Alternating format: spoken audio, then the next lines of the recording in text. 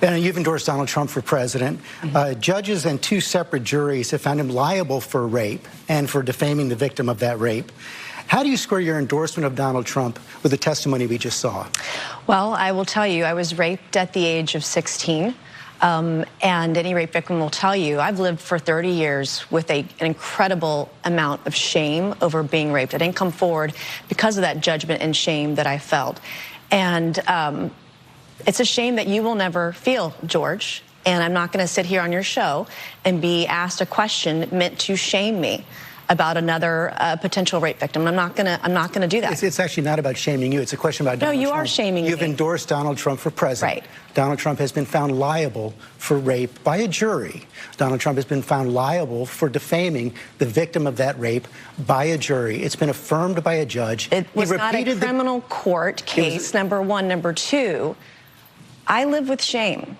And you're asking me a question about my political choices, trying to shame me as a rape victim, and I find it disgusting. And quite frankly, E. Jean Carroll's comments when she did get the judgment, joking about what she was going to buy, it makes it harder for women to come forward when they make a mockery out of rape, when they joke about it. Doesn't it make it harder for women to come forward when they are defamed by presidential candidates? It makes it harder when other women joke about it, and she's joked about it. I find it offensive. And I also find it offensive that you're trying to shame me with this question. I'm not trying to shame you at all. In fact, I have dealt with this for 30 years. You know how hard it was to tell my story 5 years ago when they were doing a fetal heartbeat bill and there were no exceptions for rape, incest, or rape or incest in there?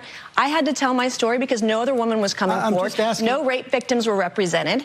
And you're trying to shame me this morning. I'm just asking. And I find it offensive, and this is why women won't come forward. Women won't come forward because they're defamed by those who perpetrate rape. Donald Trump they are judged and they're shamed, and you're trying to shame me this morning. I think it's disgusting. I'm not shaming you at all. I've told my story. It took me 25 years to tell my story. I was judged for it. I still get judged for it today. I'm asking you a very simple question. And I answered it. You're shaming me for my political choices. I'm asking you a question about why you endorse someone who's been found liable for rape. It was not a criminal court.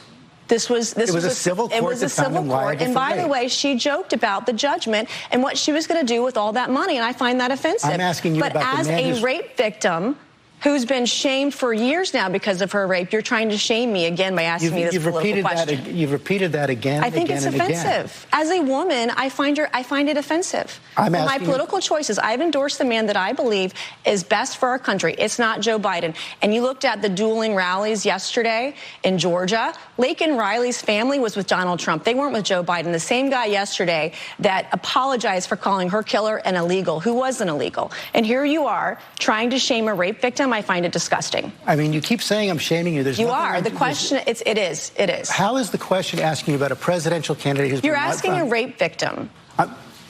And there's no question about that. And you've courageously talked about that. Because I've been raped. I think that's disgusting. No, I'm questioning your political choices because you're supporting someone who's been found liable for rape. Actually, I'm not trying to shame you. You are. That's exactly what you're doing. You're not answering the question. I think it's disgusting.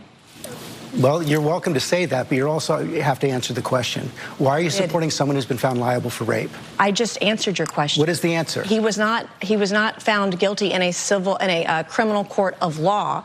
It was sexual abuse. It wasn't actually rape, by the way. And E. Jean Carroll joked about all the money she's going to get and made a mockery out of this case. And I think that's offensive. There's a reason why women don't come forward. And when you have someone who says that they're raped and they make a mockery out of this civil court judgment, it's offensive to other women. It makes it harder for other women to come forward when another woman has made a mockery of it. You said women don't come forward because they are afraid. They are afraid because they're defamed and shamed by those you're trying to shame me this morning. They are afraid to come forward, as you said, because they are defamed by those who commit the rape. That's what Donald Trump has been found guilty of doing. He defended himself over that and denies that it ever happened, but he was not found guilty in a criminal court of law. It was a civil judgment. So is that the distinction you're making? A civil judgment is okay, but a criminal judgment is not? This is different, and they didn't even input all of the evidence into the civil case either, because some of the information she provided wasn't even accurate